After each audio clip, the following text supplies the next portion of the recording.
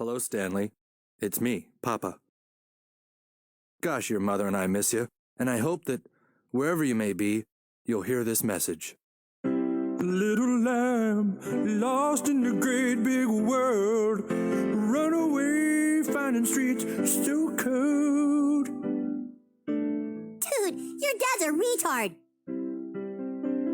Please come home, Kyle. You left home looking for something new, but all you need is right here waiting for you.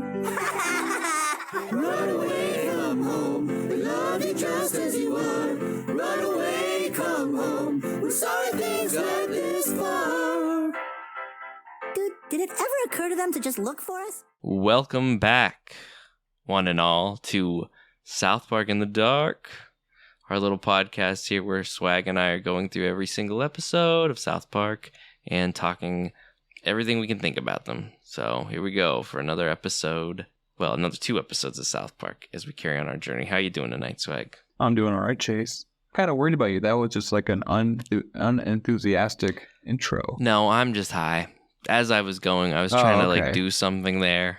Sound kind of artsy, and I think that was just my artsy. Ooh, my high brain. We're turning into an artsy just pod. Trying to not give as much energy. Sometimes too much energy can. So you give energy in a nice, calm sort of way, and that's what I went with there. I don't know if I'll do it every time, but that's just how I felt in the moment. And what I've learned about podcasting is it's good to talk about how you feel in the moment. It is, yeah. Keep things going. You have like this soothing radio voice when you do it like that. Thank you. Give you that I'm a part of a jazz radio station. Well, it's not bad. Thank you. Well, I'm working on some things. I need to bring some more. I will give more energy into the episode. That was just like once you say the same thing over and over and over and over, you kind of got to play with it to keep it interesting. But yeah, I'm good. I'm excited to talk a couple episodes of South Park. Yeah, let's do it. 2 very interesting episodes. 2 episodes that I feel very mid about. Yes.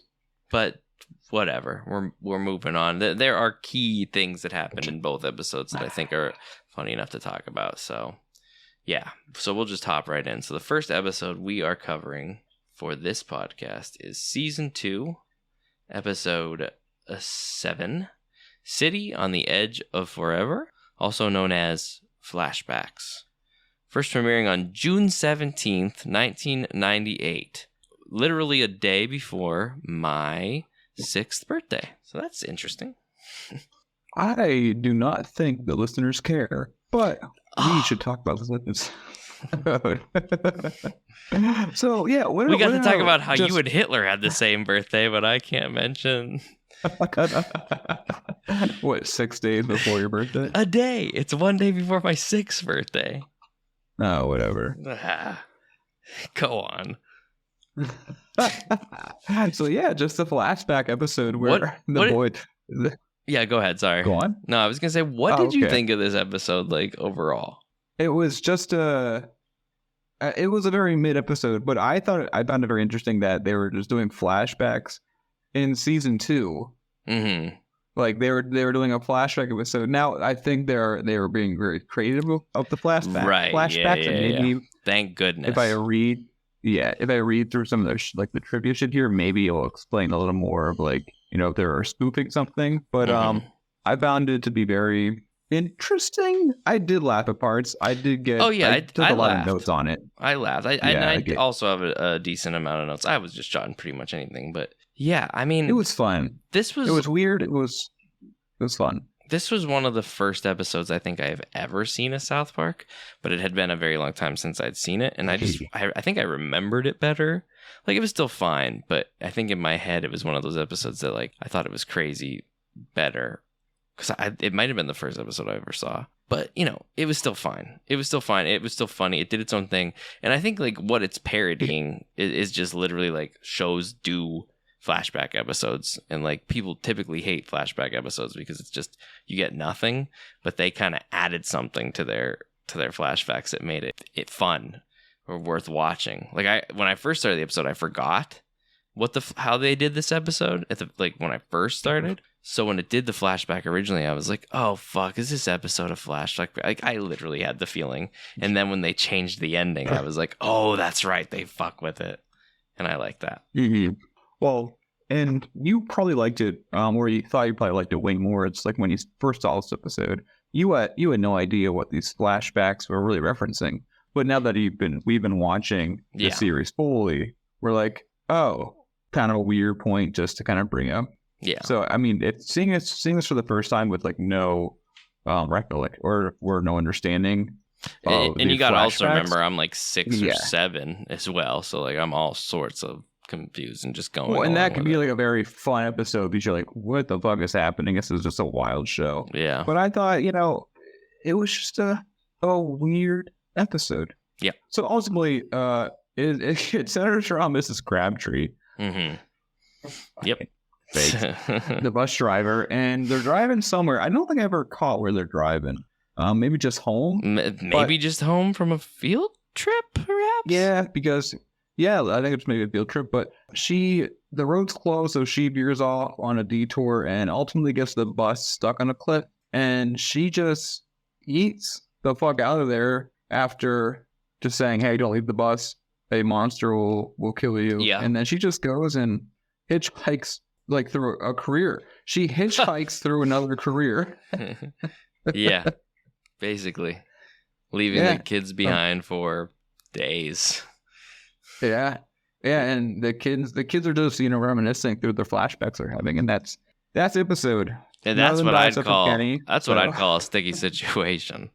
Yeah, they had to be spoofing about something that happened, right? Like that, like they just kept doing the same bits. Maybe, I don't know. I think that bit just got funnier the more they did it because it was just like more about a sticky situation. Always ends with ice cream. Like I took a note that like it's the epitome of like a 9-year-old's fantasy. It's just Stan's making out with Wendy and not puking, and then there's ice cream involved. Yeah. So every 9-year-old's like, this is what the epitome of happiness is. Yeah. So that would be pretty fun. Yeah. And like you're just waiting the whole time. Like I know I was ready to take notes every time it did a flashback because I was like, all right, what did they change? What's the change in this memory? What's it going to be this time? So that made it really fun. So like I said, and overall the episode does nothing, but there's a lot of just like fun things to look out for. Yeah, and I drew a comparison that I'll talk about later on, but between these episodes, but I found this episode to be a lot of fun. Yeah, just like there's a lot of quirkiness things you can kind of pick out going on. Things that kind of gives you that like belly laugh, that single like yeah, you fucking got me. Like those laughs. Yeah. So I enjoyed a lot of. I mean, fucking Crabtree pulls out a bunny. Just is like, I'm going to kill the bunny if you don't shut up. Holy fuck! So it's not only just that. Like, I belly laughed for sure when that first happened because I was like, it's very quick. She pulls a bunny and a gun, and it's just like, I'll kill this motherfucker. But then you see it's the video. It's the freaking like bus training video guy that like taught her to do that. You could have just believed. You could have just believed this is something she'd do, but she was taught to do it. And they're like, do you really think she'd do it? So Kyle's just like, she would, dude. She would.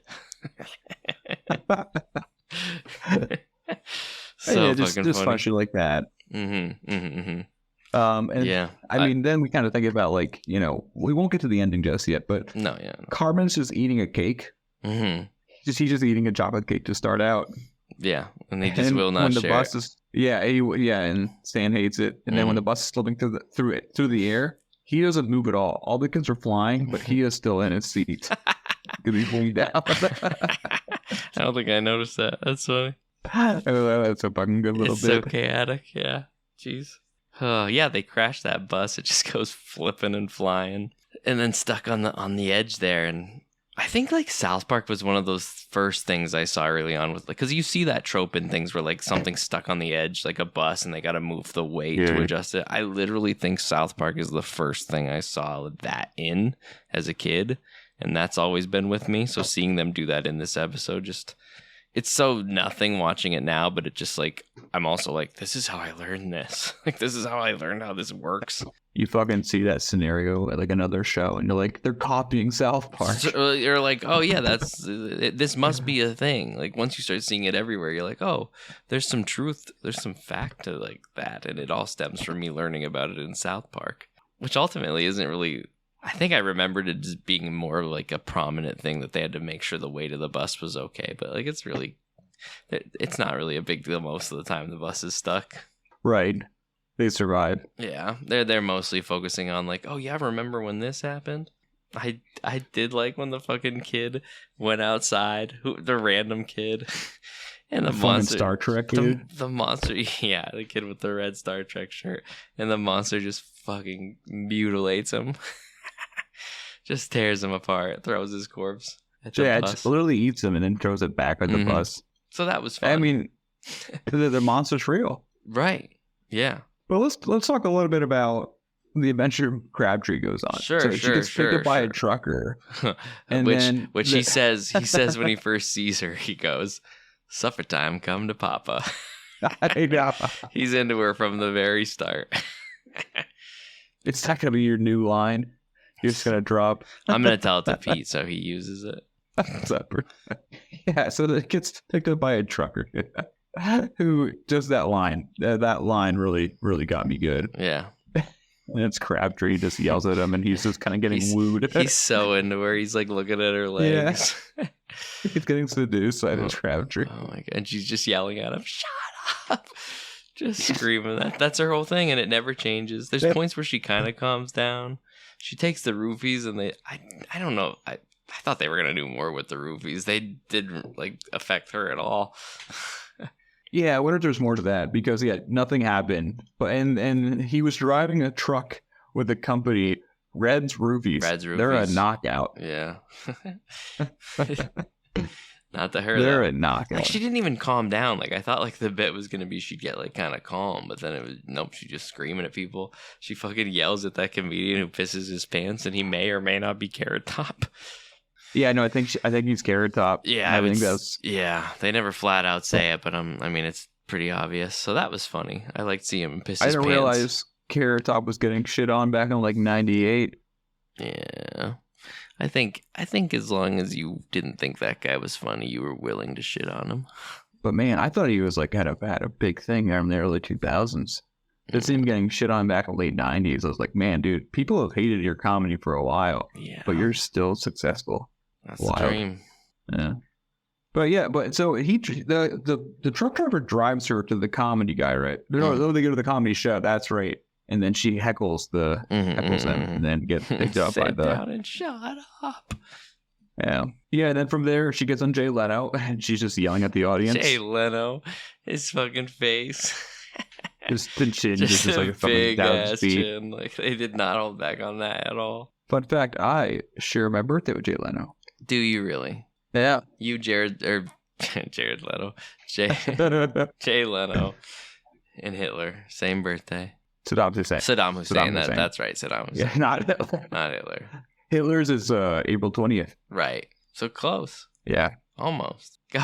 No, Hitler's Columbine and 420 all one day.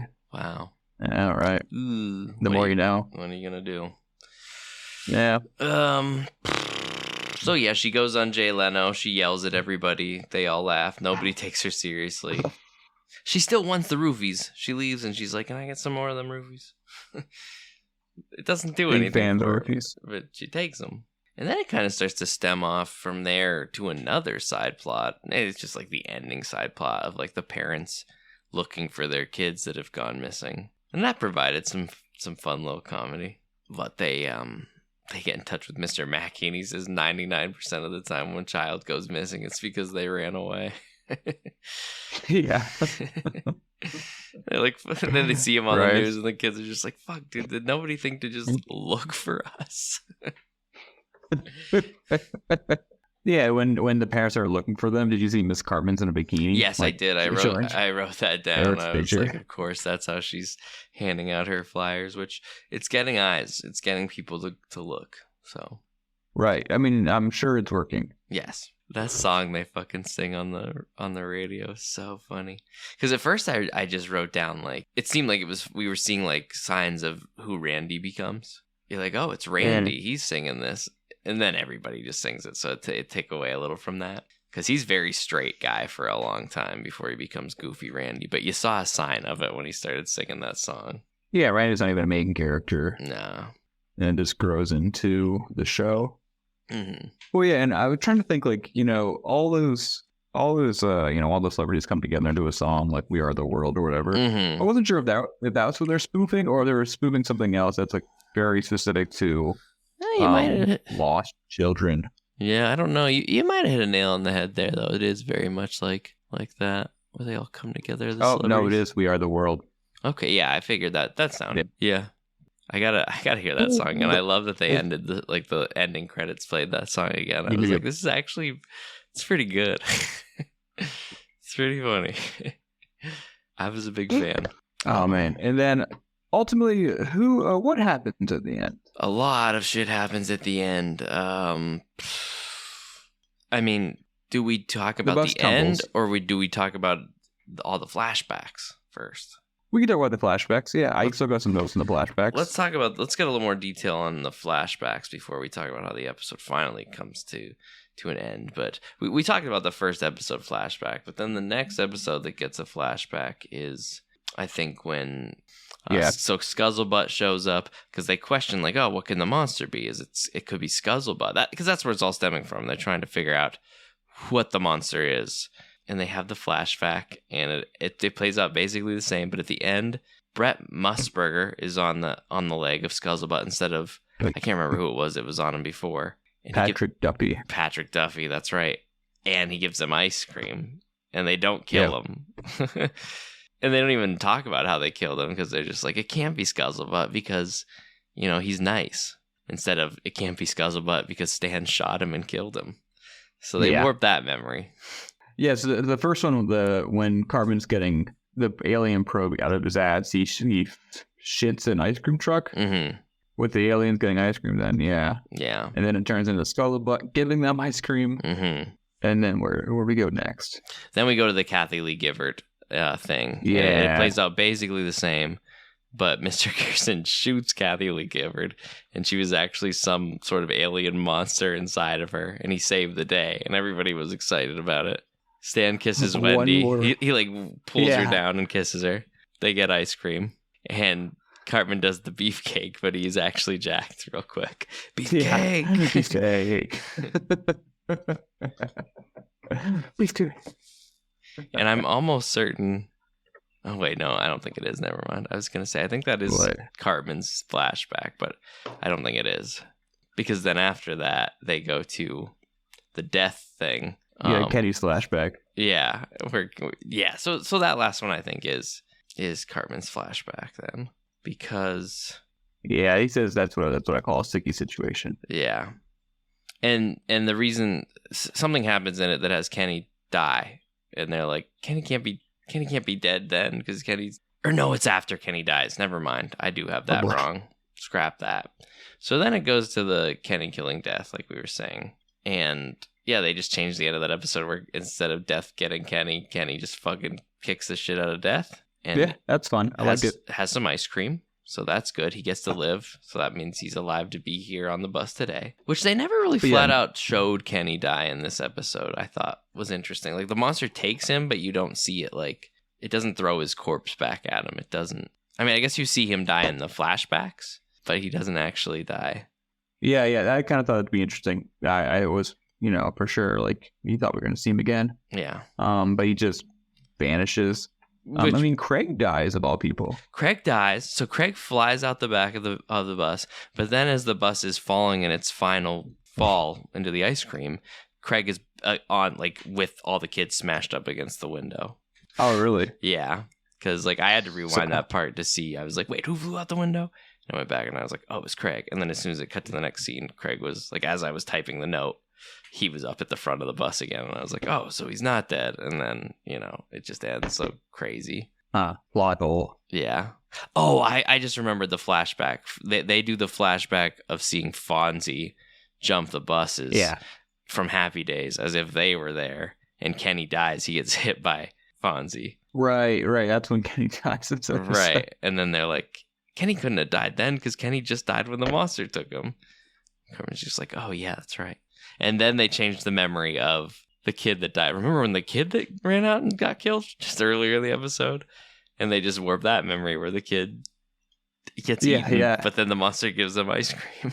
So that's when you start to really see things go like, oh, okay, now we're talking, it does the Evil Knievel or the Fonzie thing, and you're like, oh, okay, so now we're jumping into other shows' flashbacks, and then it goes to like, oh, now they're changing something that literally just happened, and then they fall off the cliff into some ice cream, only to realize it was all Cartman's dream. And in Cartman's dream, his mom comes and checks on him, and she gives him ice cream and Beatles. Oh, I forgot one flashback too. There was the one where they did Cartman's mom, or who's Cartman's dad, and it actually was John Elway from the Broncos, and he gets some ice cream. But then the boys call him out on it. They're like, no, that's the only memory they correct, because they're like, your mom is your dad because he has a dick. He's just like, hey. The only one they call out. So that was funny. But yeah, so Cartman's having a dream, but then it's actually Stan having the dream of Cartman having the dream of all of this crazy shit. Because Mrs. Cartman just brings in Beatles and eats Beatles. Yeah. Which is, yeah, of all things to dream about. Ugh. Interesting way to end the episode, but I'm glad it ended where it did. Because it's like, oh, they could have kept like going and going and going into this, like, right. I'm glad they just did like one, it was a dream, and then that dream was a dream, and then just cut it there. Well, honestly, I'm glad that they ended it with Crabtree and the trucker. Mm-hmm. Like, this is a dream, right? We're like, yeah, but it's okay. Yeah. I'm like, oh, that's adorable. This weird fucking love story that... Yeah, whatever it is. That's nothing at all. Just in a dream. So, that's really all I had to say about that episode. Nothing deep, nothing special, but just kind of a surprising amount to talk about. Yeah, no, I thank. I'll talk more about this in the next one. I thank. Mm-hmm. I thank you all. We'll talk more about this in the next episode, but this one was, I think, so simplistic that I got more out of it. Oh, no. I really enjoyed it. I got more out of it. I'm laughing because I'm looking at the scene of the nightclub, of the comedy club, and it says, tonight, carrot ass. Carrot. That's pretty funty. Well, then, yeah, the dead giveaway. I did not see that. Yeah. That's pretty funny. Oh, and I came to this point because I wrote a note, I think this comedy show was made for Chase, and I'm like, why did I write that? The answer to the comedy show, Carrot Top, is I hate flying. Talk about something I hate. It's flying. I didn't make that connection, but that is pretty funny. It was like, oh, this is a Chase comedy show. I guess. Gives you bad sense of humor. No. Fuck you then. I was a little insulted by the dreams. I'm just not a big fan of dream episodes where like all this shit happens and they're like, just kidding. Yeah. Yeah. I don't really like it either, but you know what? With South Park, I'm going to give it the pass. Yeah. Especially early South Park. They pull that shit now. It's less, but early South Park. Season 2, episode 7. That's also the weird part. Like, season 2, episode 7, flashback episode with like a fucking twist on it, and then it's a dream episode. And you're like, this is a random one. Very random. Which, some of South Park's best are their randoms, but also some of their averages. And I would give this one and the follow-up an average. I would agree. They are B-, I guess, episodes. I'd hate to say C. I would say C, yeah. Like, you would say C. Over all the in the scale, like in the entire series, overall, I think just a normal cartoon. This is fine. Yeah, this is better than Scooby Doo, but sure. Like or the whole series of the show. Yeah, we'll talk about it. We'll have to see how we rank them when we do our end of the season episode ranking. Yeah, I agree. But if that's all you have to say about that one, I am more than ready to jump into the next one. That's not it's the person who said where Crabtree smiles and actually acts very calm, and you're like, sure. It's true. She has like a couple dialogues that are kind of tame and nice. Even at the end, she's just talking softly. Her fucking teeth are so yellow. I kept looking at that. She's like a cartoon character, but I could not stop looking at her like fucked up yellow teeth. All right, does say Craig died. But it doesn't matter because it was a dream. It was a dream. Yeah. I did notice that there were points where like some kids were on the bus randomly that weren't there at other times. Like there was just like a point where they were flying where I think they needed more people, and Butters was just there all of a sudden. Butters watch. Butters is a fill-in character. Butters fucking watch. I got to call in a Butters watch. That's fun. There you go. Butters watch. Thank you. All right. And the only last thing I have for this episode is it was the return of Gavagahaga, which during the Briss episode where they're chopping off Ike's dick, Kyle and Ike's dad mentioned at one point Gavagahaga. And I had to look it up, like if it was a real Jewish dish, and it's not. But Kyle's mom brought it back for this episode. That's funny. Oh, Gerald and Sheila. I could not remember their names.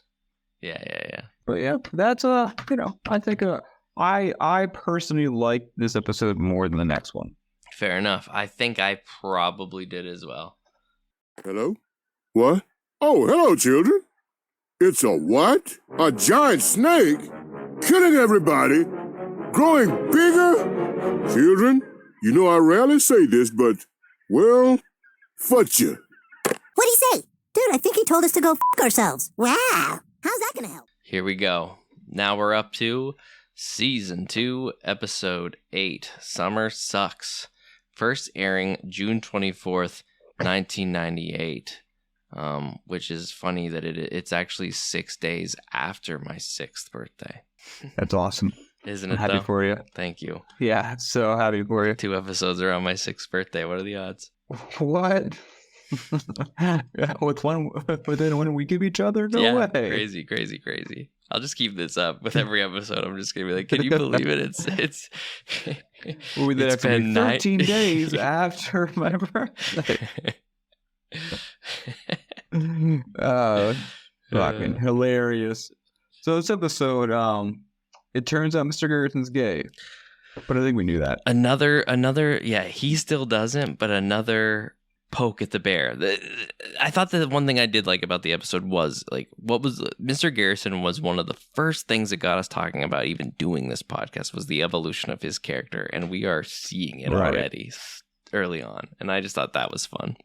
We don't get to that point until a little later on in the episode. It starts more with like it's the end of the school year, summer's about to start, and somebody has stolen Mr. Hat. Yeah, Mr. Hat is gone. Yeah, and we don't know why. We don't see him for a bit. Mr. Garrison is a wreck. He's losing his mind. No one's telling him. But the kids don't fucking care. They're going on summer break. Yeah. And they want to blow shit up. And honestly, Chase, this group of kids kind of just made me think about your neck of the woods. It's summer. What do? You go outside and you fuck with shit. Yeah. That's true. You blow shit up. Yeah. Yeah. I had a cousin that blew shit up so bad that him and my other cousin's half-brother they blew something up with like oil or something in it, and they burned their flesh, and they had to be life-flighted to the ER. They're both okay. But my little cousin, he had like, you know, gym shorts on that like burnt to his skin. He definitely had the worst of it. Like he probably could have died. Yeah, you said oil, and I'm only thinking about like, you know, that explodes oil. Just it's I think flammable. They like hit a battery or something. I cannot remember. I'd have to ask. What? Yes. No. Yeah, they got fucked up. It was not good. But they're doing great. Both of them adults with children, but they were young kids when this happened. They're not doing that great. No, they're doing the best. That's the best you could do. So yeah. But yeah, no. I mean, small town kids want to fuck around, have fun, but they can't because some North Park kid blew his hands off with the firework. Yep, and so the kid that got his Yu-Gi-Oh cards taken away, and all the Yu-Gi-Oh cards couldn't come to school no more. Exactly. But did you notice how they had a flashback about, you know, lamenting over their missing fireworks for the summer, and their babies playing with fireworks, and Kenny died? Yeah, I did like that part. Kenny just pops. I enjoyed that. Yeah, that was it. And then they just say like, "Oh my God, kid Kenny, bastard." Can't even. But he's in the fly. He's still there. He's still alive now. Yeah. But after the boys are mourning about their fireworks, it comes in the mayor. The mayor also is not happy about the lack of fireworks. Right? Mm-hmm. She wants to put on the July 4th thing. Yeah, and another episode where they really kind of dove into the like. Her and Officer Barbrady have some weird sex thing going on. It's very brief. It's just there. Yeah. I'm trying to find the little man in the boat. Yeah. Weird. Which I'm like, that's a weird way to put that, but that's fucking hilarious. It's funny, yeah, it's funny. Very weird, like, character dynamic that they're playing with in this series, honestly, with those two. Honestly, I think overall, like, I think the mayor sucks, but I don't really care for her later in the series, so it's kind of weird that, like, I just don't like the mayor as a character. That's fair. That's fair. And I mean, she's pretty prominent for a long time, but she does ultimately stop being in the show as much. So yeah, they bring her every now and then when there's like a big town crisis. But yeah, I guess like Soda Soda, Whole Foods. But yeah, she's got this weird thing with Bar Brady. But she needs fireworks. They try to get fireworks. And then we have another little like subplot of Jimbo and Ned going off to Mexico to get those fireworks. Yeah, that one's a funny one. That if we're talking My Friends, it makes me think of like, well, my neck of the woods, but like Pete and Christian just going on like a little adventure like that to fuck up the line when they're coming back over the border. Do you have explosives or firearms in the car? Yes. I mean, no. All of that. Pete tries to sweet talk the fucking the border patrol. Yeah, the lady at the border patrol. But you know what? I'll say this right now. Between the boys, the mayor, and Jimbo and Ned, which, you know, the boys and the mayor become another plot. Like, they just kind of combine their plot. Yeah, there's just a lot going on, yeah. Yeah, like, I just wish... Oh, we all mentioned Garrison, too. You know, there's just so much going on. There is a lot going on, yeah. Where I didn't... I'm not sure if I ever, like, had a good laugh at the episode. I think but till the end. Yeah. But, yeah, you're probably right. I'm trying to think. This one I didn't take any notes on, so I'm just trying to rethink of some of the stuff that... I did like Chef's song when it got to Chef, like the boys call Chef for help. Let's get through the plot a little more. So ultimately, the mayor does get the fireworks, but what she gets is a big snake. Like they just get the world's largest snake. Apparently a half mile in diameter. Yeah. Which is fucking stupid. And they light this thing up because that's the only thing they can sell now that the North Park kid blew his hand up as snakes. And they set this thing off, and well, it can't be stopped. It just keeps growing and it kills people. It flattens and kills Kenny. The boys are playing in the band for some reason over the summer. They joined some summer choir. I did like when everybody was getting killed, they did like the Titanic thing where they came and like played their music as the ship sank, I suppose. South Park's interesting when you don't see it in the summertime very often. Like it was very jarring when they'd be at like the bus stop and it was green grass. I hadn't seen this episode in a very long time, so it was just... I almost thought I hadn't at first when it started, and then I was like, oh no, I do know this. Yeah, this one, just an odd one. I mean, Carbon also is taking swimming lessons. Mm-hmm. And little kids are pissing in the pool.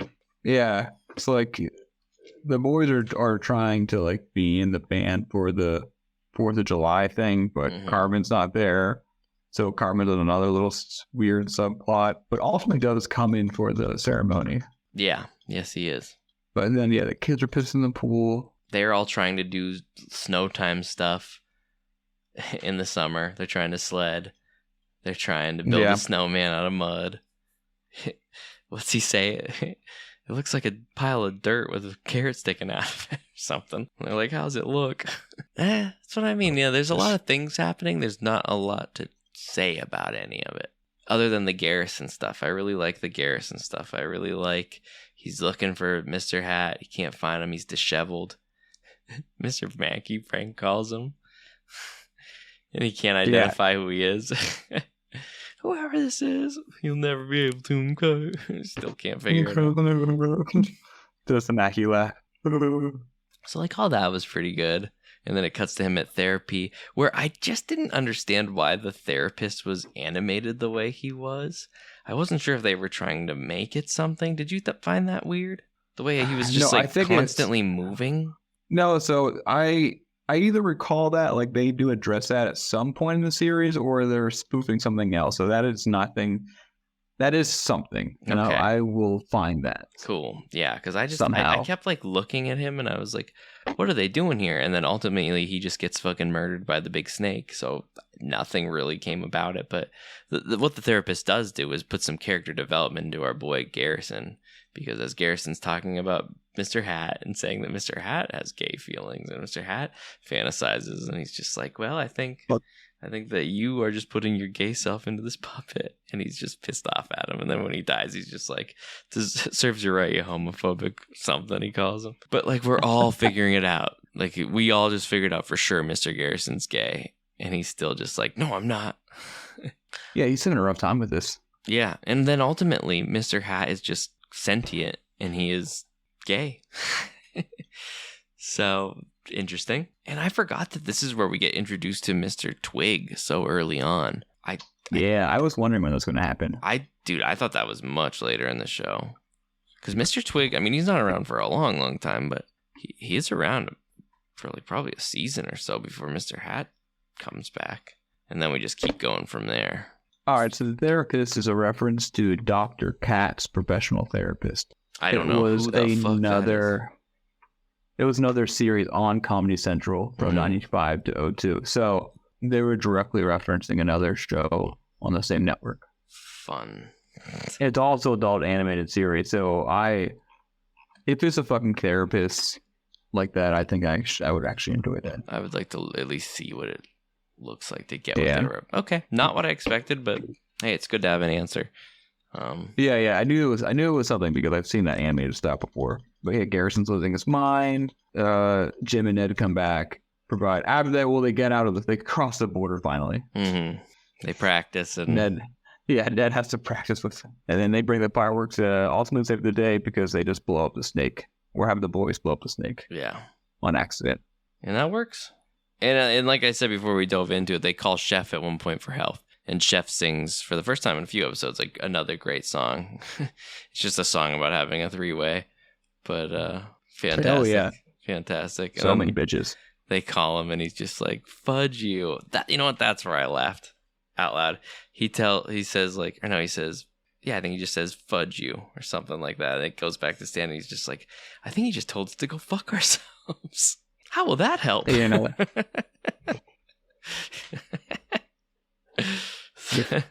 So that made me laugh. It's making me laugh just thinking about it right now. But that's about it. There's so much going on in this episode that, like, it's good that there's so much going on, but it's also kind of like a detriment because there's not enough meat in any of it.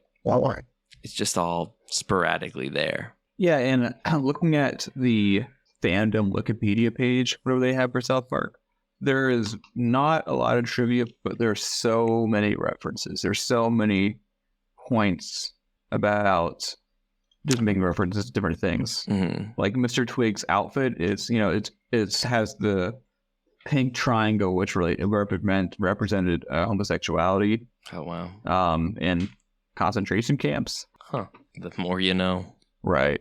So I think this episode probably goes deeper than we can tell, but ultimately, just watching it from like just face value, I could leave it. I didn't feel I laughed until Chef came back at the very end and saw everyone with ash over on their face looking like blackface. Oh, God. Yeah, I almost forgot that's how the episode ends.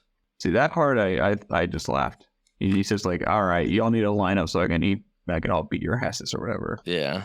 They're all just the way, oh, hey, Chef. Like, everybody's happy to see him, and they all just have charcoaly black face everywhere. Yeah, I got a good kick out of that. A fine way to end a very all-over-the-place episode. But ultimately, I'm not going to, a little spoiler to my ranking system now, but I'd put this episode probably somewhere near the bottom of the season, depending on how the rest of the season goes. If not my, like, most whatever episode so far. Yeah.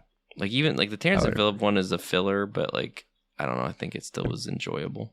Not that this wasn't. We got introduced to a very big major character in Terrence and Phillip episode. Yeah. I guess we got introduced to Mr. Twig in this one. I don't compare Mr. Twig and Sudam to saying, but That's fair. Like, Sudam is fucking awesome in this series. Hey, Mr. Twig has a run, though. He has a run. It's very brief, but it's there. Finishes the episode. Yeah, that's all I really have to say about it. Any more points you want to make? Any Butters watch, Alien watch, anything? No Butters watch. Mormons died. They killed Mormons. They did kill Mormons. Yes, they did. That part was funny. Forget that. That part was pretty funny. And I thought it was probably the first instance of them picking shitting on Mormons. Yeah, I would say so. Certainly seems like it. And the last thing I have is, in the very beginning of the episode, there was a missing child poster on the back wall of the classroom. Mm-hmm. Yeah. And the name of the child was John. Have you seen me? John, missing. Height 3 feet. Weight 50 pounds. But then it's the same kid who gets like the snow melts and the kid just appears and the parents run out. Fuck. Oh my god. But it's saying, oh golly, Kevin, honey. Oh my god, that's so fucking funny. It's like, what? Yeah, that's very weird.